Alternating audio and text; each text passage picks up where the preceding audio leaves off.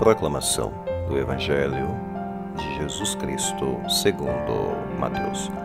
Glória a vós, Senhor. Naquele tempo, Jesus viu um homem chamado Mateus, sentado na coletoria de impostos, e disse-lhe: segue-me. Ele se levantou e seguiu a Jesus. Enquanto Jesus estava à mesa na casa de Mateus, vieram muitos cobradores de impostos e pecadores, e sentaram-se à mesa com Jesus e seus discípulos.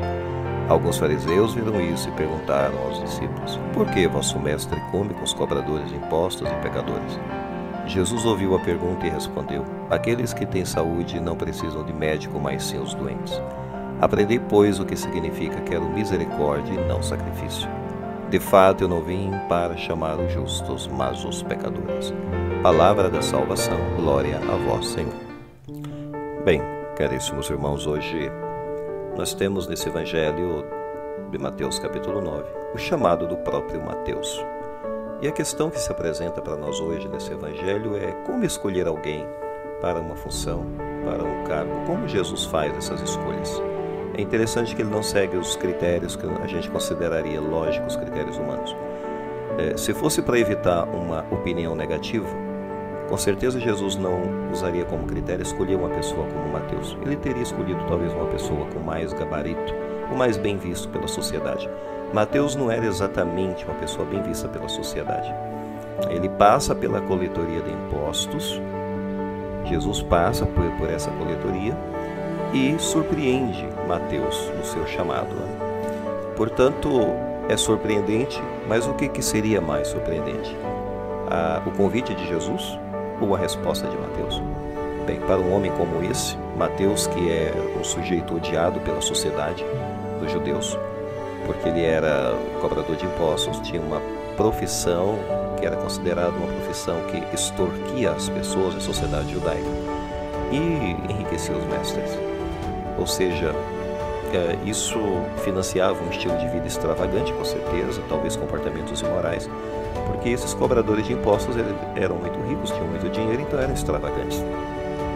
Nos escritos judaicos antigos, eles são citados como ladrões, como pecadores e como impuros. Os cobradores de impostos não tinham, portanto, uma boa situação aos olhos, da religião.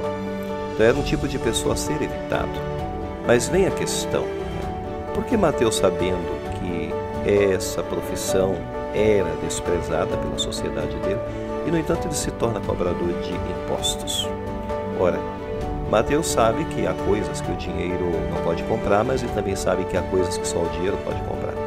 Portanto, ele pode ter se tornado abastado e provavelmente rico, e por isso ele deu até um banquete de despedida com muita gente lá. Talvez ele buscasse prestígio quando ele escolheu a profissão de cobrador. Ainda jovem, ele estava buscando prestígio, estava buscando ser influente, tá? Ele estava se tornando uma peça, também dentro da máquina do império, enfim, estava fazendo parte de uma sociedade do poder. Os cobradores eram pessoas especuladoras, sim. Nós não sabemos o que leva uma pessoa de fato a se tornar um cobrador de impostos. Provavelmente seus sonhos, seus ideais, suas ambições. Mas em certo momento ele encontra com Jesus. E como Mateus encontra Jesus? Bem, é provável que ele já tenha ouvido falar de Jesus, pois ele escreve no seu evangelho: um pregador que ganha fama. Ele ouviu falar dessa fama, desses milagres, da palavra dele, enfim. Ele deve ter ouvido as histórias que Jesus também contava. Ele deve ter ouvido as parábolas que Jesus narrava para as multidões: a casa na rocha, a casa na areia. Em Mateus 7 ele narra essa parábola para nós: que eu essas minhas palavras põe em prática, alguém semelhante que construiu sua casa na rocha.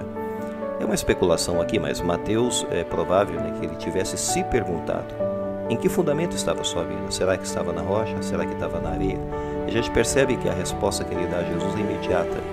Nós nunca sabemos quando uma pessoa está considerando mudar a vida, fazer uma inversão de marcha na sua vida, mudar a direção da sua vida. Quando essa pessoa está ansiando por um propósito maior, a gente nunca sabe, só Deus sabe dessas coisas. Nós não sabemos o que se passava em Mateus na sua vida, na sua mente, no seu coração, mas quando surgiu a oportunidade, ele largou tudo, porque ele recebeu um chamado surpreendente. Talvez ele nem esperasse por isso. Ele faz um banquete e convida os amigos, os coletores de impostos, os pecadores.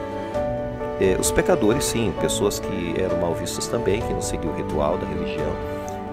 Os fariseus ficaram indignados nesse momento e criticaram a Jesus, essa camaradagem grande demais com essas pessoas impuras. E de fato eles vão se queixar, né, com os discípulos de Jesus: por que vosso mestre come com os cobradores e pecadores de impostos? E Jesus, ele ouve, né, essa crítica e ele dá uma resposta verbal. Aqueles que têm saúde não precisam de médico, mas sim os doentes, que era um provérbio popular. Certa vez eu ouvi uma crítica que dizia assim: há muitos médicos que ostentam o prestígio de serem médicos, mas eles nunca são vistos perto dos doentes. É claro, Jesus não se importava de estar perto das pessoas doentes, pois a única maneira de curá-los é estar próximo deles, dessas pessoas, das suas necessidades. Os fariseus, eles achavam que era melhor ficar longe dos pecadores, para não sofrer a influência da vida deles. Jesus achava o contrário, ele achava que era preciso estar perto da vida deles para influenciá-los. É interessante que a perspectiva de Jesus é diferente. E em segundo lugar, Jesus ele cita as Escrituras, versículo 13. Aprendei o que significa quero misericórdia e não sacrifício. Essa é outra crítica que Jesus faz baseado no ensinamento profético. Claro, quero misericórdia e não sacrifício é uma palavra de Oséias sobre a profundidade e amplitude do amor de Deus. A vida de Oséias refletiu o amor de Deus, como Deus amava seu povo. Lembramos da história de Oséias: seu esposo o traiu, o deixou, enfim, mas num ato gracioso, Oséias a perdoou, a trouxe de volta. Reflete o amor de Deus. Jesus cita Oséias, indicando que os religiosos nada sabiam sobre o amor de Deus.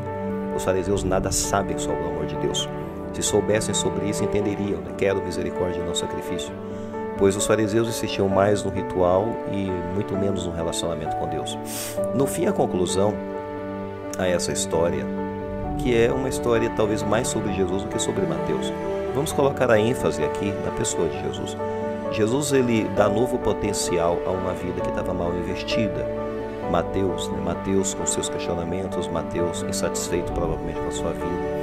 Enfim, antes de encontrar Jesus, Mateus investiu em poder, em prestígio. É provável que ele tenha buscado esse caminho dessa profissão de servir o Império Romano, porque ele buscava poder. Mas isso parece não ter bastado para Mateus, não satisfez a sua vida. E Jesus vai passar pela vida dele e vai mudar tudo isso. Ele vai se tornar agora apóstolo de Jesus.